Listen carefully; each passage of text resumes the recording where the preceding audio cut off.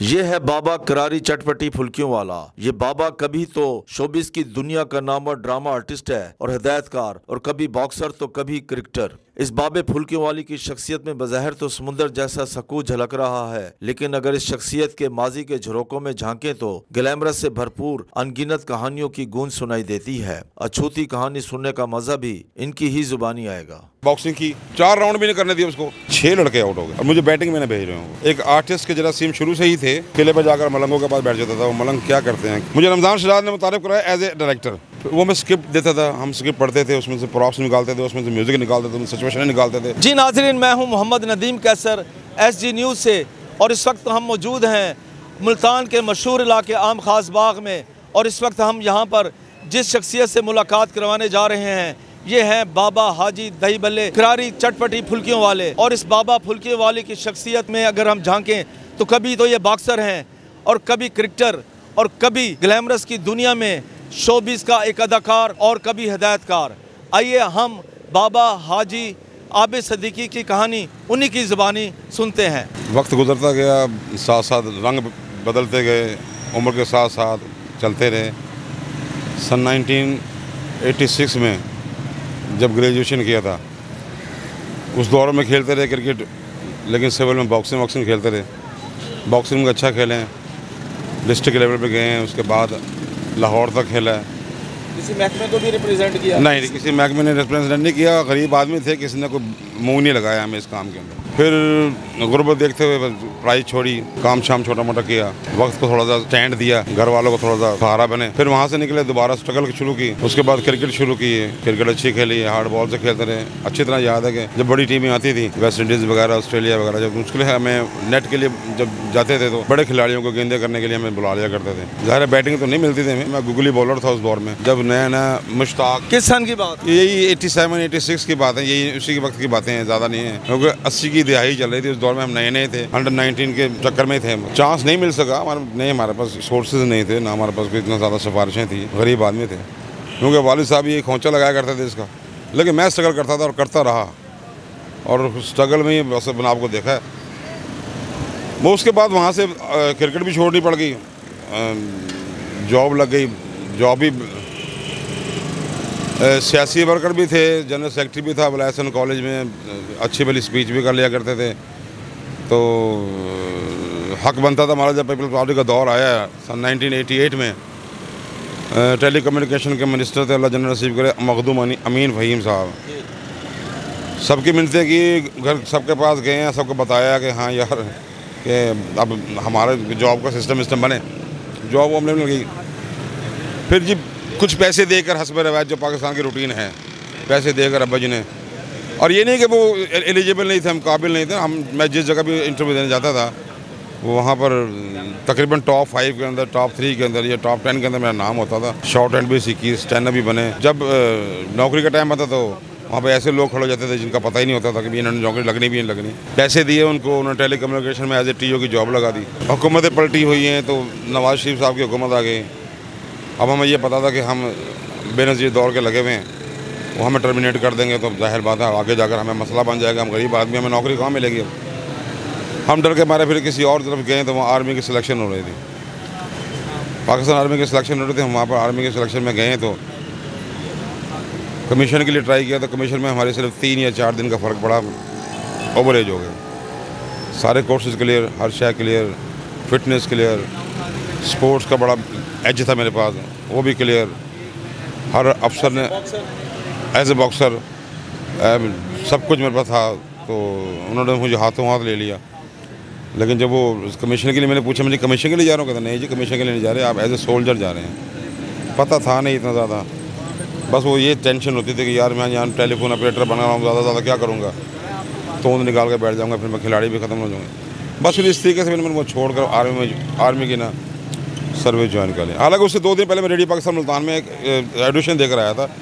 जब मैं कोर्स पे जाने लगा तो मुझे पता लगा जी कि आप सेलेक्ट हो गए जी रेडियो पाकिस्तान में एज ए सदाकार। अच्छा। लेकिन मुसीबत फिर वो जब हम आर्मी की डेट ले ली, उनसे कोर्स का टाइम ले लिया, तो जब हम मूव का टाइम आ गया तो फिर तो कोई ऑब्जर्वेशन नहीं है, तो हमने फिर उसको बात को इग्नोर कर दिया। एक आर्टिस्ट के जरा सीम शुरू से ही थे, तो वो जाकर फिर बाद में वो अगली स्टोरी थी कि हमने क्या करना है। फिर हम वहाँ पर जब वो गए हैं आर्मी में, जब हमारी डॉग परेड हुई है, हमारा उन्होंने ट्राई की है, तो वो ट्रेड चेंज हो गया। उन्होंने कहा जी इसको क्लर्क बना दिया, पढ़ा लिखा लड़का है, जो उन्होंने GD क्लर्क बना दिया। मैं क्लर्क हो गया, मैं ट्रेनिंग के टाइम आ गया, मैं कल ट्रेनिंग पे चला गया। वहाँ मैंने वो कोर्स भी टॉप किया, जो क्लर्कों का कोर्स था वो मैंने टॉप किया। मैंने वहाँ पर स्टार्ट में जाकर बॉक्सिंग की। वहाँ पर बॉक्सिंग भी इस तरह वो भी अचानक ही हुआ, मुझे किसी को पता नहीं था मैं बॉक्सर हूँ। मैं वहाँ खड़ा होकर जनाब लोगों को शुरू हो गया। मैं राइट लेफ्ट, इसमें 2-3 बार मैंने उसको किया था, वो कोच मुझे देखने लग गया। उन्होंने कहा तू खेलेगा? मैं कहा जी मैं खेलूंगा। उन्होंने कहा ठीक है, ये निकर शके पर आकर उसने कहा जी चलो जी अगला मुकाबला तू। 4 राउंड भी नहीं करने दिए उसको, लाइट वेट में थे हम लोग। 4 राउंड के बाद तीसरे राउंड के बाद एंड में मैंने उसको नीचे गिरा दिया। हम वहाँ खारिया में गए तो उन्होंने अभी खारिया में स्टार्ट ही किया था, तो उन्होंने मुझे कोई कंपनी दे दी। कंपनी में आप एज ए जूनियर क्लर्क जाकर वहाँ पर अपना शुरू करो। सर्कुलर आया, सर्कुलर का मैं लिखा था जी जो लड़के क्रिकेट जानते हैं वो क्रिकेट के ट्रायल दें, ताकि हमारे यहाँ मुकाबले शुरू हो गए हैं। आर्मी में क्रिकेट शुरू हो गई है। ये किस सन की बात है? ये सन 91 और 92 के 92 और 1 के दरमियान 1 के दरमियान की बात है। उन्होंने ट्रायल के लिए बुलाया, हम चले गए। वो हम गे बॉल करते थे, वो ऑफ स्टम्प पर वो जाती थी अंदर गुगली बनकर लेग्स अंदर विकेटों की तरफ, तो बोल्ड हो जाते थे। वो 3, 4, 5 बार जब मैंने इस तरह किया तो वो मुझे हैरान होकर देखने लगे। ठीक है जी, 2-3 बंदे खड़े थे, 2-3 कुछ लड़के अफसर के खेलने वाले भी थे। उन्होंने मुझे बुला लिया, इधर आओ भाई। कौन हो? मैं कहा जी मैं फलां आबिद सिद्दीकी। खेलेगा? मैं कहा जी खेलूंगा। क्रिकेट में फिर आ गए? हाँ, क्रिकेट में आ गए जी। क्रिकेट में उन्होंने ट्रेनिंग उन्होंने शुरू होगी, ट्रेनिंग उनकी 81 स्कोर पर मुझे अच्छी तरह याद है। 6 लड़के आउट हो गए। तो मैंने फिर वहाँ पर 90 स्कोर किया, 8 या 9 छक्के किए, 4 की टीम में सेलेक्ट हो गए। आर्मी से शोबिस में आने का सफर कैसे शुरू हुआ? आर्मी से मैंने कोर्ट मार्शल लिया है। हाँ, आर्मी से मेरे मिस्टेक हो गई थी छोटी सी, खाकर लिखने का शौक था। असल में उसका वाकया भी इस तरह है कि हम डेडे के पास रहा करते थे, संगम थिएटर के पास। ये किस सन की बात है? ये सन 2000 की बात है। तो मैं ऐसे ही अंदर चला गया था, वहाँ डायरेक्टर बैठा हुआ था, चश्मा नीचे रख के, सुल्तान लोधी साहब। मैंने उनसे कहा जी मैंने ड्रामा में काम करना है। उन्होंने आंखें उठा कर मुझे देखेगा ना, अच्छा कल 4 बजे आ जाना। ऐसे ही हुआ कि मैं जुम्मे को शो पर गया हूँ। मैंने कॉटन का सूट, चैने, मैंने जो पूरा गेटअप होता लिया। मैंने उनको लाइने करने के लिए मैंने पूछा, मैंने लोधी साहब मेरी एंट्री कहाँ है? उन्होंने कहा जी हाँ अभी आती है, बैठो। वक्फा गुजर गया। मैंने कहा मेरी एंट्री कहाँ है? वक्फे के बाद शुरू हो गया ड्रामा। मेरी एंट्री नहीं आई, इस तरह ड्रामा गुजर गया। यार मेरी एंट्री, मैंने कहा अच्छा ठीक कोई बात नहीं। मैंने ज़हन में बना लिया। मैं कहा अच्छा यार काम यही करना है। अब किले पर जाकर मलंगों के पास बैठ जाता था, वो मलंग क्या करते हैं। ये बड़ी ऑब्जर्वेशन मैंने की है बाद में। मैं लिखना शुरू किया, फिर आहिस्ता आहिस्ता मैंने थोड़ा थोड़ा लिखना शुरू किया। मुझे रमज़ान शहजाद ने मुतारिफ कराया एज ए डायरेक्टर। मुझे मेल से का ड्रामा लेकर आया। उन्होंने कहा यार चल भाई ड्रामा करेगा? मैं कहा हाँ जी करूँगा। मुझे जहाँ चंदा साहब ने बुलाया एक दिन। उन्होंने कहा यार बात सुनो इधर। मैं शेख ताहिर साहब के साथ बहुत सारा काम करता। शेख ताहिर साहब बेचारा वो पढ़ा लिखा में थोड़ा ज़्यादा कम नहीं है। वो जो हिदायतकार थे? हाँ जी हिदायतकार वो कम है थोड़े से बेचारे। असलम शाह साहब ये वो असलम शाह तो पढ़े लिखे थे। वो मैं स्क्रिप्ट देता था, हम स्क्रिप्ट पढ़ते थे, उसमें से प्रॉप्स निकालते थे, उसमें से म्यूजिक निकालते थे, सिचुएशन निकालते थे।